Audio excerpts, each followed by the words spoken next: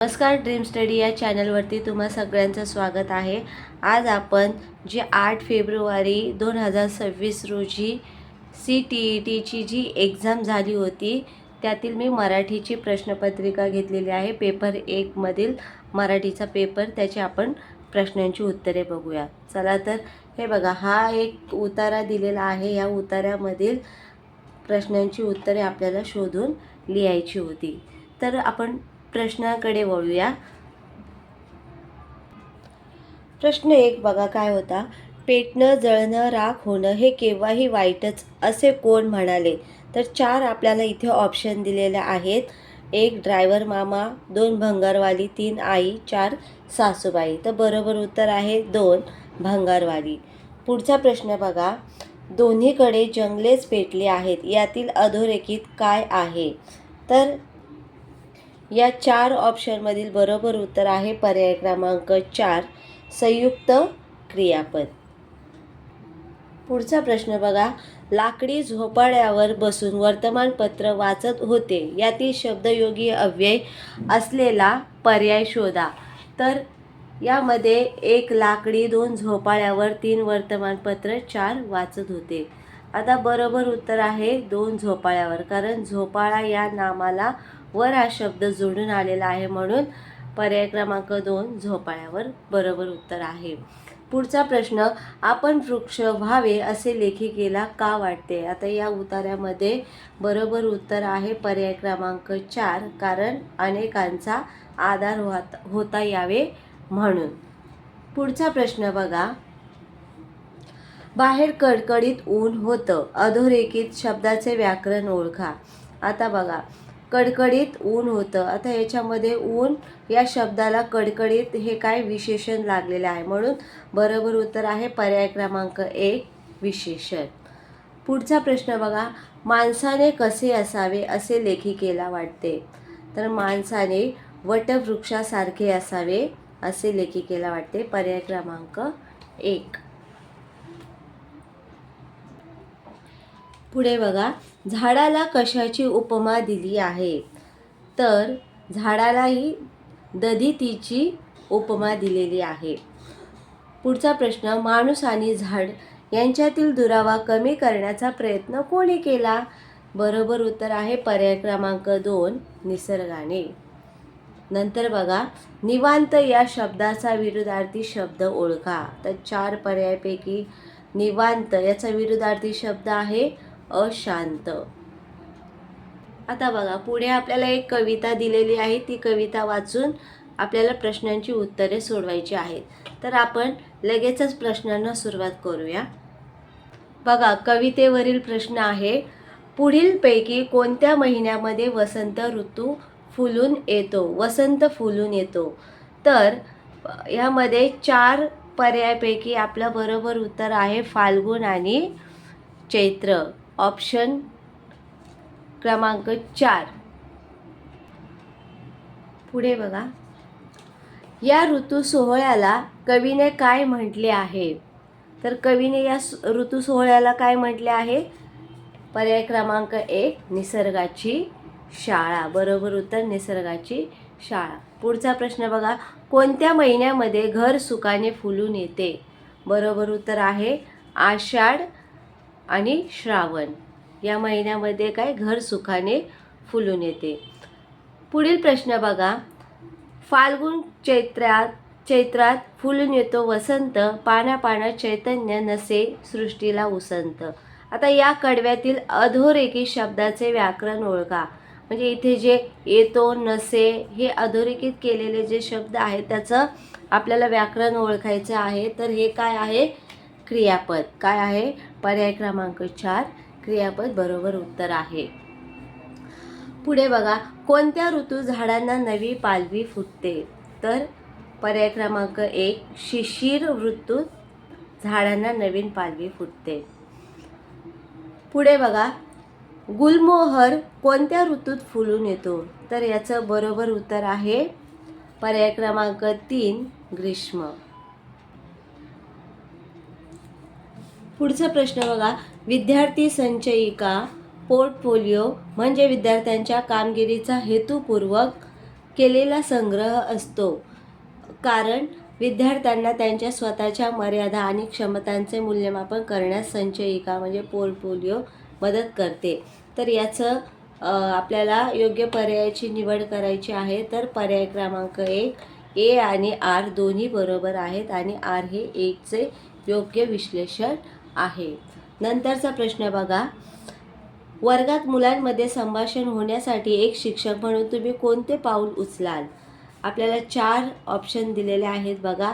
विद्यार्थ्यांना अधिक प्रश्न विचारण्यास प्रवृत्त करणे, बरोबर. नंतर जोड कार्य गट कार्य करून विद्यार्थ्यांकडून त्यांचे मत मागणे, हा पण ऑप्शन बरोबर आहे.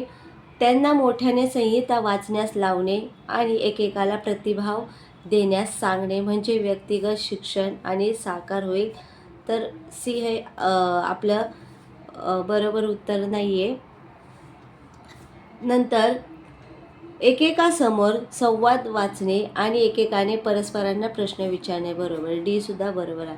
तर आपलं बरोबर इथे ऑप्शन येईल पर्याय क्रमांक 3 ए बी आणि डी. ए बी आणि डी हे आपले जे ऑप्शन आहेत ते बरोबर आहे. म्हणून पर्याय क्रमांक डी हे काय आहे, योग्य आहेत. पुढचा प्रश्न बघा, भाषा विकासाचे ज्ञानात्मक सिद्धांत मानते की भाषा ही काय आहे, बोलणे सुरू करण्यापूर्वी मुलांच्या संकल्पना समजुतीवर अवलंबून असते. पर्याय क्रमांक 4 बरोबर उत्तर आहे. नंतरचा प्रश्न बघा, विद्यार्थ्याचा शब्दसंग्रह विकसित करण्यासाठी शिक्षक अशा सामग्रीचा वापर करतात ज्यात भाषा मुलांच्या अनुरूप सोपी करण्यात आली असून ती अधिकृत साधनातून घेतली आहे. ही सामग्री म्हणजे, तर याचं बरोबर उत्तर पर्याय क्रमांक 4 प्रतवार वाचन साधन, ग्रेडेड रीडर्स, बरोबर उत्तर आहे. पुढचा प्रश्न, पाठ्यपुस्तकांमध्ये लेखकांनी लिहिलेल्या कविता, गोष्टी, नाटक आणि इतर लेखन प्रकार असतात. आपणास अशा प्रकारची सामग्री निवडावी लागते कारण ती, बरोबर उत्तर पर्याय क्रमांक 1 ती अधिकृत असते आणि नैसर्गिक भाषेत असते. पुढचा प्रश्न बघा, विधान ए, वर्गातील शैक्षणिक अनुभवाचा विद्यार्थ्यांच्या जीवनाशी आणि घटनांशी गाढ संबंध असतो.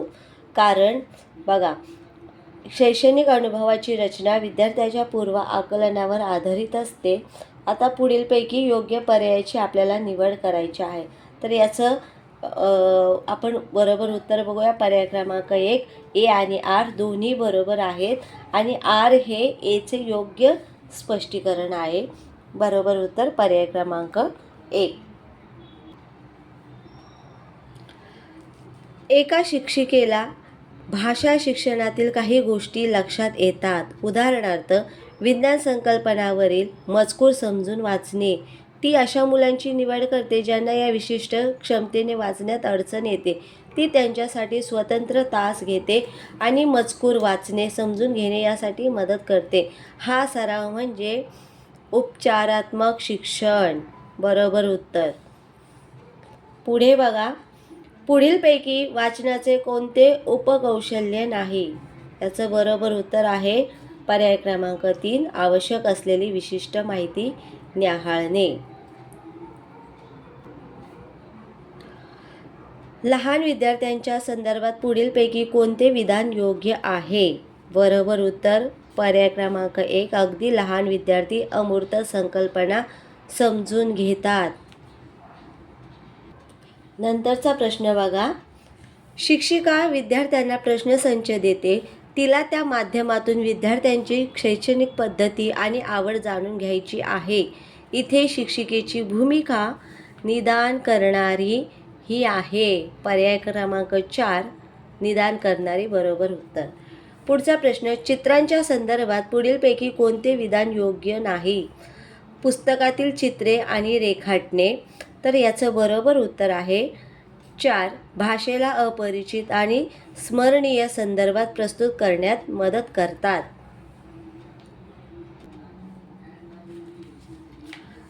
पुढे बघा, इयत्ता पहिलीची शिक्षिका मुलांना भिंतीवर रेघोट्या मारणे, रेखाटणे, लिहिणे काय वाटेल ते करण्यास सांगते.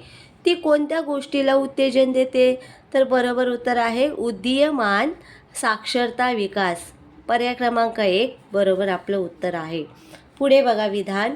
सांस्कृतिक जागरूकता आणि अभिव्यक्तीसाठी भाषा ही अत्यंत महत्त्वाची भूमिका बजावते. मुलांमध्ये महत्त्वाच्या क्षमता विकसित होण्यात त्याची महत्त्वाची भूमिका असते. कारण सांस्कृतिक जागरूकता आणि अभिव्यक्तीची क्षमता मुलांमध्ये आपल्या अस्तित्वाची जाणीव, स्थान यासोबतच इतर संस्कृतीचा आदर करण्याची क्षमता निर्माण करते. मग योग्य पर्यायाची निवड करा. तर पर्याय आहे योग्य पर्याय ए आणि आर दोन्ही बरोबर आहे आणि आर हे एचे योग्य स्पष्टीकरण आहे. पुढचा प्रश्न बघा. विद्यार्थी दुकानातून एखादी वस्तू विकत घेण्यासाठी व्यावहारिक भाषा कौशल्याचा वापर करू शकतो की नाही याचे मूल्यमापन करण्यासाठी विद्यार्थ्याकडून कोणती कृती करून घेणे उपयुक्त ठरेल? तर आपलं ह्या प्रश्नाचं बरोबर उत्तर आहे पर्याय क्रमांक 4 ग्राहक आणि दुकानदार यांच्यावर दृश्य चित्र रेखाटणे. शेवटचा प्रश्न बघा. भाषा शिक्षणाच्या संदर्भात पुढीलपैकी कोणते विधान योग्य नाही? बरोबर उत्तर आहे भाषा शिकणे म्हणजे अर्थ लावणे, हे आपलं योग्य उत्तर आहे. तर तुम्हाला आजचा व्हिडिओ कसा वाटला हे मला कमेंटद्वारे कळवा आणि असेच आपण नवनवीन व्हिडिओ घेऊन येत जाऊ. तोपर्यंत धन्यवाद.